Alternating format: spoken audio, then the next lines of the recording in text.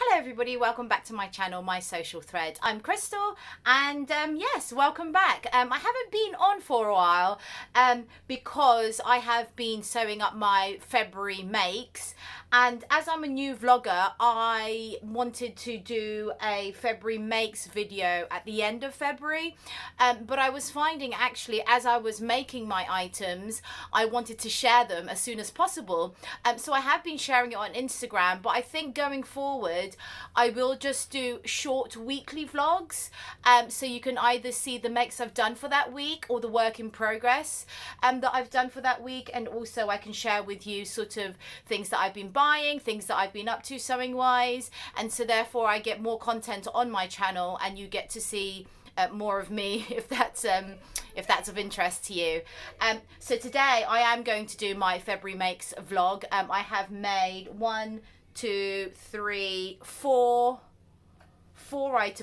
five items, which is what I had planned.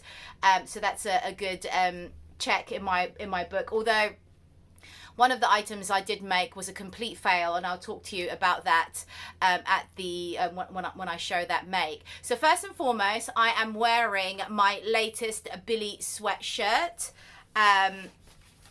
This is the pattern again, which I've shown to you many a times, and also it's very popular on Instagram and online generally.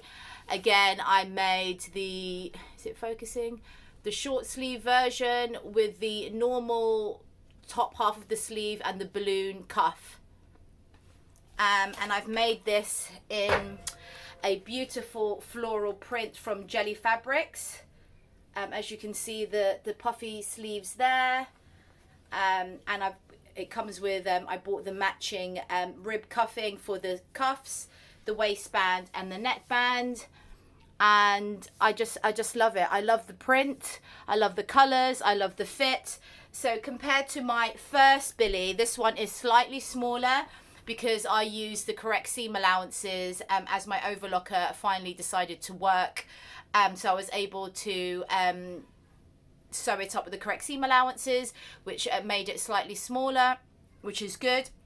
Although my only qualm is that I think the shoulder seam here is a bit too, I think it needs to be further out this way. So for my future Billie, I am going to do everything on with a normal seam allowance. Apart from the arms, I'm going to do a smaller seam allowance to bring that shoulder seam further to the end of my shoulder, which I think, I mean, it's only a small thing, but I suppose when you make your own clothes, you notice these things more so, and it's just nagging me a bit.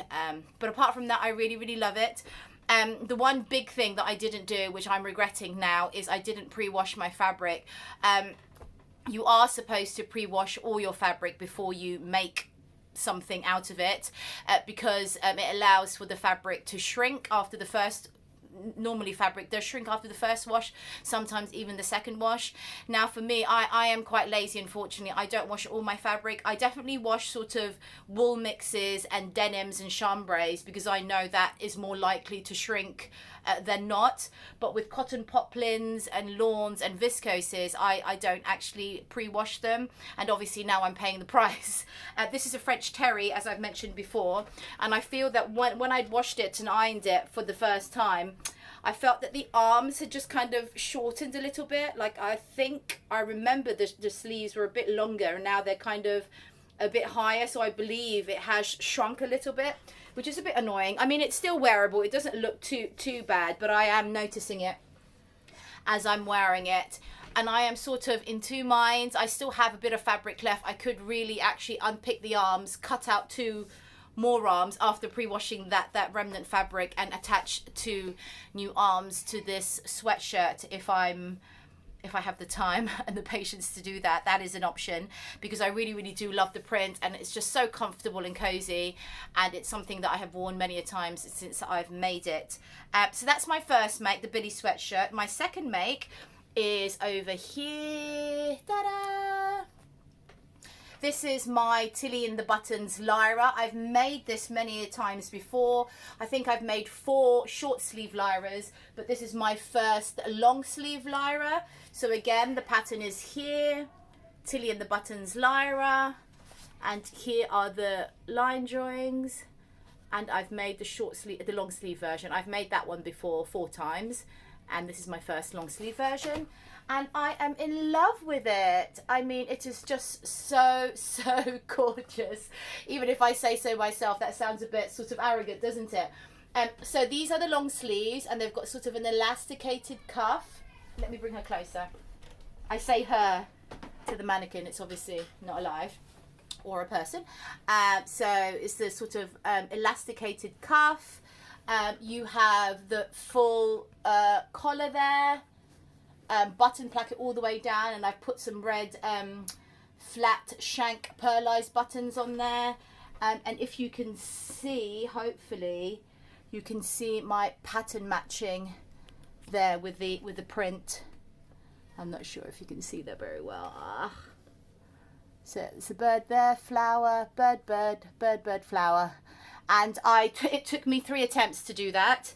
And I'm very happy that I finally did it. I think, again, nobody would really notice it with ready-to-wear items. I don't know if you've ever noticed, if you do look at some of your ready-to-wear items, the prints, they don't bother pattern matching them. Even sort of high-end ready-to-wear items from Joules or from Boden. I say high-end, to me that's high-end, sort of high-end high street. None of the patterns actually match, so they don't really bother to pattern match that. But I think when you're making your own, it's just that little bit extra detail that makes the garment much more pleasurable to look at and to wear. And this is got a elasticated waist. You can't really see it because of the fabric. Elasticated waist here, and I wear it with a belt to cinch in the waist. And then you've got the 2 tiers at the bottom there. And this is made in the William Morris Strawberry Thief print, which I have mentioned before. It's their mini scale, which they have made especially for dressmaking, because I believe the original William Morris print for curtains, upholstery fabric, the birds would be that big, which would be really big. If you sort of put it on a dress, you'd have like a bird right there, which I guess most people wouldn't really want. And yeah, it's worked out so beautifully, and I really love it. And I'll insert some pictures of myself wearing it. I've had lots of love on Instagram from the dress. People have reposted it, which is really nice, and it just gives you the extra encouragement to keep going. And also, once you've made something that's amazing, it just gives you the inspiration to do more. So straight after this dress, I didn't make another Lyra, but I made my second February make, which is the So Over It Georgie. So my second make is the So Over It Georgie dress. I'll show you. I only have the PDF printout pattern. So it's a So Over It Georgie, and here is the line drawings at the back. So I've just made this one here. I think the only variations are the shorter skirt. I believe that's a circle skirt. No, sorry, I have made this one. This is the 3/4 circle skirt, and this is a longer gathered skirt, but I've just lengthened my 3/4 circle skirt, and it's a wrap front here. And as if by magic, my mannequin, who is called Clary is has been changed. She's changed. And this is my So Over It Georgie dress. The mannequin doesn't have much of a bust, so obviously you can't see the full effect of this. It's a wrap bodice with some pleats at the side to create that ruching over there. I've lengthened the waist by a couple of inches because I found that it was quite high on myself. It was sort of empire line. And then I've got the long sleeves on there, and sorry, I did actually make the gathered skirt in the end because I didn't actually have enough fabric to do the 3/4 circle skirt, but I have made the 3/4 circle skirt before, which actually I prefer, because I do find that, or maybe it's just my perception, a gathered skirt sometimes can make your middle section look bigger than it should. Although for this one, I think it actually works quite well, and well, it was the best thing I could do with the fabric that I had left over, to be fair. This fabric is from Rainbow Fabrics Kilburn, and it's sort of a black cotton jersey, but it's jacquard in the sense that there's a raised pattern on it, and it's sort of like a black velvet flocked polka dot. And it's a beautiful stretchy cotton jersey. It has washed and ironed well, and it's very comfortable to wear. If I just turn her around, it's not really that interesting. It's just a plain bodice and the gathered skirt at the bottom there. I will insert some photos of myself wearing it as well. Again, I did post this on Instagram, and I've had a lot of love from it by the sewing community and by my other friends and followers on Instagram, so thank you very much. So the Georgie dress I have made several times before. I really enjoy making it. It's a fully lined bodice, and it's very comfortable. And for me, it's great because it's easy breastfeeding access, because I have a 9-month-old baby that I still nurse, so that's great. And what else can I say?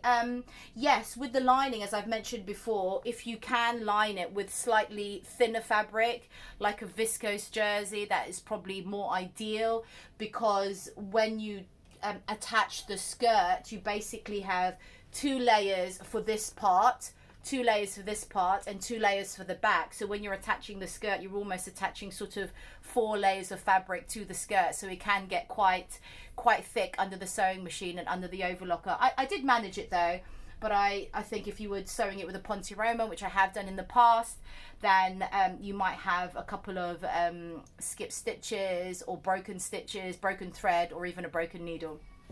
But that's that one. So that's my Sew Over It Georgie, which is very comfortable to wear. Instructions are relatively easy to follow. So this is an old pattern. I've had it for quite a while, and the Sew Over It instructions are, they're not too bad. Black and white. I have written some notes there, which I tend to do now, because sometimes when they're explaining a particular process, if I write a note on it to how I remember or how I find it easier to do, then I will write that down so that it's easier for me to do it next time. And what else can I say? Oh, sorry, the V-neck here has got elastic all the way round to just stabilize it and to have ease of moving that neckline. So there you go, that's my Sew Over It Georgie. My third make for February is the Sarah shirt dress, not Sarah shirt dress, sorry, the Sarah shirt. And it's a free pattern from a magazine, Simply Sewing magazine, but it's an original by hand London pattern. And I made shirt view A. So it does look like quite a simple shirt, but if you can look closely, you've got pleats at the front, you've got the Peter Pan collar, some pleating or some gathering at the top of the sleeve head, and bishop sleeves and a cuff, buttons all the way down, and at the back you can see there's also an inverted box pleat at the back with a yoke as well. So it's actually quite a complicated pattern. Well, not quite a complicated pattern. It's a simple shirt pattern, but it's got quite a lot of detail. Now, I could not understand why, but it just took me forever to make this. And as you can see, it's not even finished. So the yoke is at the back. I'll show you the yoke. And you've got a pleat here. This is the yoke here. And they use the burrito method to roll up the fabric and join the two parts of the yoke at the front. It's got the lovely gathered sleeve head, as you can see here. Lovely gathered sleeve head. If I turn it to the side, it's got the lovely gathered sleeve head there. Bishop sleeves and the cuff. And you've got the front pleats here on either side. And the front pleat here. So what happened? As I mentioned before, I was looking at the finished garment measurements. And on the finished garment measurements, bear with me. The sizing, there was quite a lot of ease, like literally I would normally be sort of a size 12, but for a size 12 the bust would be 46 inches and I'm only 40, so that would be like a 6-inch ease at the bust. The waist would be 51 inches and I'm obviously nowhere near a 51 inch, and the hips are full. So I thought, let me just go down a couple of sizes, and I ended up going actually to a size 8, which is a bust of 44, which again I've got 4 extra inches of ease, a waist of 49, which I would have, I'm only a 34 waist, or I say only in comparison to this pattern, So that would be 6, not 15 inches of ease at the waist. So I went down to the 8, and then I graded out the side seams to make it a bit, to bring it in a bit. But what I found is when I graded it, this is still very big. So if I just move the camera, it's still quite a loose fit here.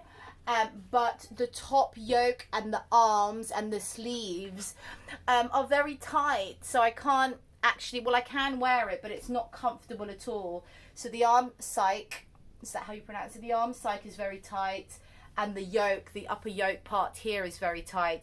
And so once I put the sleeves on, I tried it on quickly and I knew it didn't fit. So then I didn't obviously bother finishing it off, because there's still quite a bit to do. Still have to add the Peter Pan collar up the top here.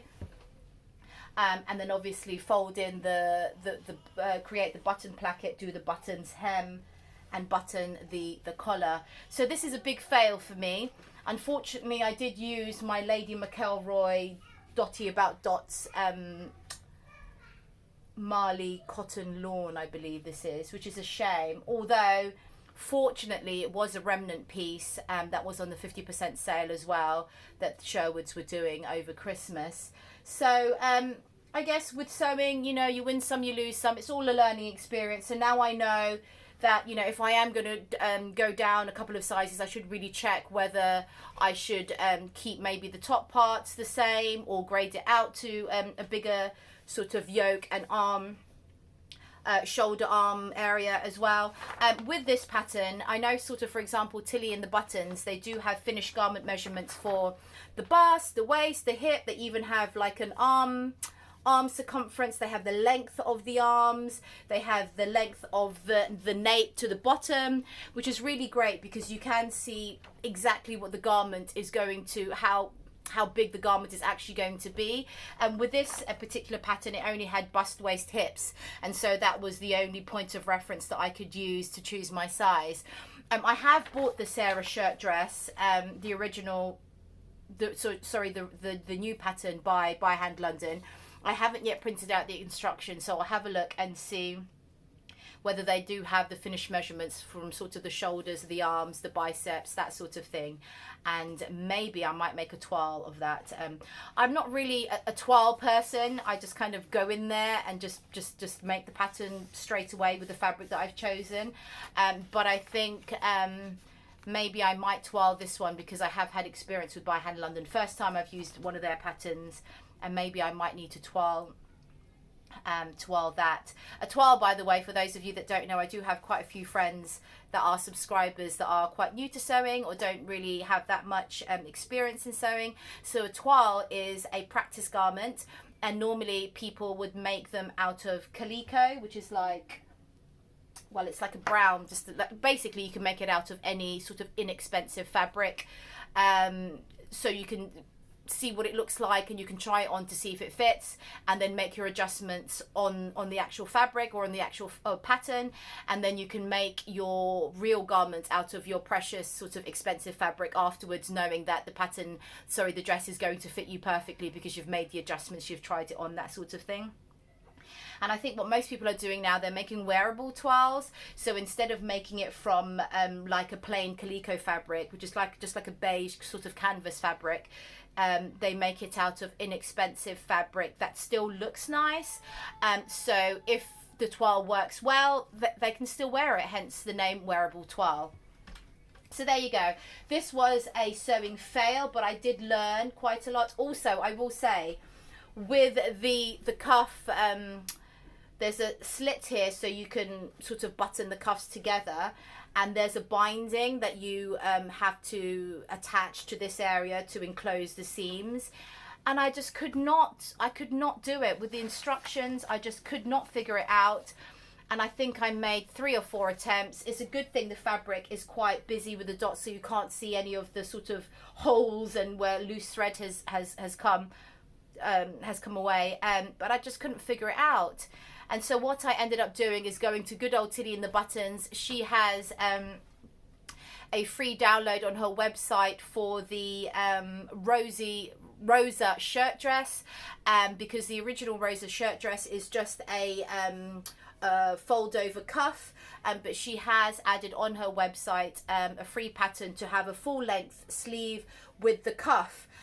So you can download the pattern pieces on her website. You will still need to get the original Rosa pattern though for it to have the rest of the pattern pieces. And then she's got a tutorial on how to do the cut and the slit, how to bind the slit and do the cuff.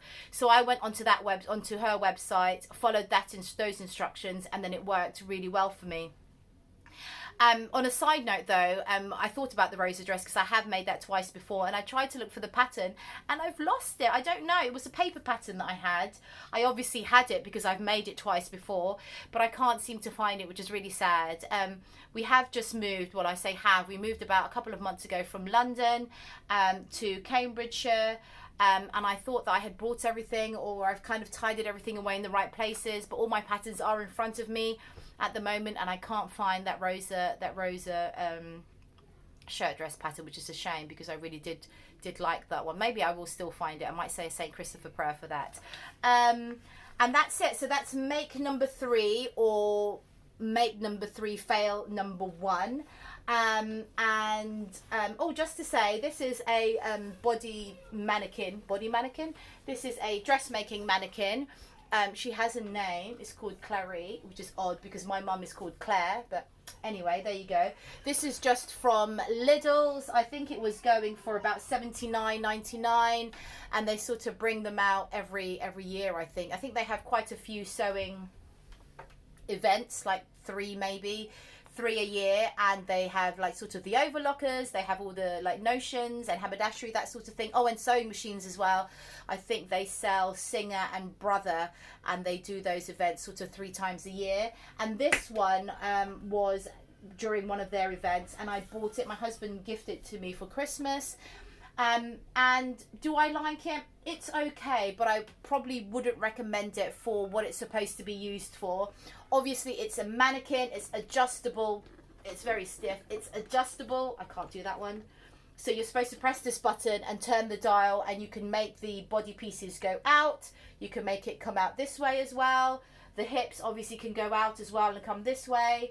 To get sort of a replica of your body, so you can kind of drape fabric on here, that sort of thing. But I find obviously with this kind of mannequin, it's never going to sort of look like a real body, even though you expand the waist and the chest and everything else, because the bust is only as big as that, and obviously everybody's body is different. And I think what other people have done is they have sort of padded it out to their exact body measurements, which I don't really have the patience for. Or also if you do a lot of draping or a lot of measuring and stuff on a mannequin, you're better off buying sort of the more expensive mannequins, which are tailor-made for your measurements, but they are very expensive. I think they start at about £300, which for me, I can't justify that cost, because I literally only use it to look nice in my sewing room, or to display my garments for photographing. So I can't justify the cost of buying a more professional mannequin, but it's good. It serves a purpose for me at the moment, although in hindsight I wouldn't have bought it, because, well, there you go. My next make for February is the leather needle thread bucket bag. Ta-da! So this is the bucket bag.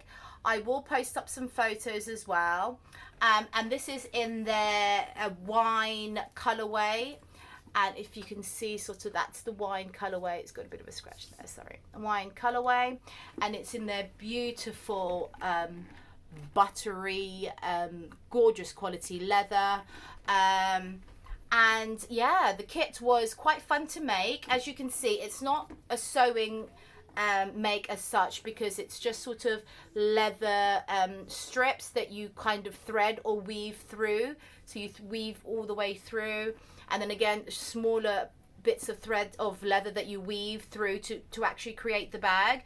With regards to these, it's like little I think, are they called grommets? Not grommets, like little studs, and they give you a a little chisel and little tool basically that you hammer the studs down, and that's fairly secure, like that's not coming off at all. They give you the rings, they give you everything basically for the kit to create this beautiful bag. So all this metal hardware, and that's the bag here. As I said, this was a seconds kit. That wasn't part of the seconds kit. That's my own doing there. I just need to wipe that off. I have been using it pretty much every day since I made it. It's a beautiful size. You can see inside there, that's the threaded threaded leather that's keeping it all together. It's a lovely size. It's a bucket bag. You can lengthen the straps. So I have it on the shortest length if I'm just putting it over my shoulder. If I want it to be across the body, I will put it down to the longest length there. And it was actually a very enjoyable make. I will post some photos of it up here. I have posted it on Instagram as well. By the way, my Instagram is at my social thread, if you'd like to follow me on there to see photos of my makes. What can I say about the bag? Yes, so it was an enjoyable make, but I found that threading the leather through was quite taxing on my fingers. Like I kind of had some sore fingers after a while. So threading that through, the instructions were okay. The pictures on the instructions were kind of hand drawn, which is fine because I figured it out, but I quite like sort of technical drawings or like more precise drawings when I'm following instructions. What else? That's it really. I will also insert some video footage of me making the bag, and it was lovely, actually quite satisfying to hammer these studs in. And from previous reviews, you have to really hammer it quite hard, so I hammered it down as hard as I could basically for about 6 or 7 times to make sure that was not ever coming off. And they also provide you with extra of these studs and some scrap leather so you can practice that, which I think is a great idea, because it would be probably quite hard to, well, it's just nice that you have a bit of practice material to do that before you go on to do it on your actual bag. And that's a lovely bag of mine that I've made, and I'm really happy about that. And that's leather needle thread, and I'll post a link down below for you there. Thank you so much for watching. If you are new to my channel, please do like and subscribe. For those of you that have subscribed, thank you very much. I think I have 102 subscribers, which is amazing because I'm just like a nobody in a sea of so many wonderful vloggers in this wonderful sewing community. So I'm very grateful to all of those who have subscribed. And I do hope you do like watching my videos. If there are any questions, or if you'd just like to comment below or ask me any questions or just chat generally, then please do so, comment below. Or even if you find me on Instagram at my social thread, please do message me on there if you just want to chat, or if you have any sewing questions, or if you have any, what's the word I'm looking for? Not comments, ways in which I can improve my content, or if there's any other content that you'd like to see, please do let me know. At the moment, my sewing room is a complete mess. I mean, I'm too embarrassed to show you.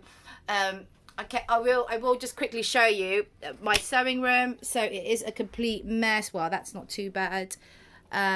It's just loads of stuff on the desk, fabric on the floor, all sorts.